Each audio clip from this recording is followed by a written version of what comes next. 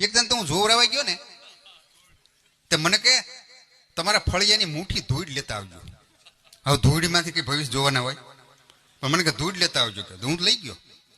આપણે તો ભાઈ જોવરાવાનું હતું એટલે લઈને ધૂળ મૂકી અને એને કાચ માંડ્યો આમ. પછી મને કે ઓહો મેં શું થયું? તમને કે સાંભળી શકો તો કહું. મેં કહા મને કે તમારા ફળિયાની ધૂળ જોતા મને એવું લાગે છે કે તમારા ખાવા ધાન નહીં રહે. લે તમે ધાન પાન થઈ જશો. મને કહે તમારી ફળિયાની ધૂળ કે છે, તમારી ધૂળ ફળિયાની એવું કહે છે કે તમારો દીકરો મોટો બૂસ મારું થશે, વહેલું મોડું તમને ગામ મુકાવશે. હું મીઠો દાંત કાઢવા. મને કે આટલું બધું ખરાબ ભવિષ્ય છે ને દાંત કાઢો છો? મેં કીધું સાંભળી શકો તો કહું.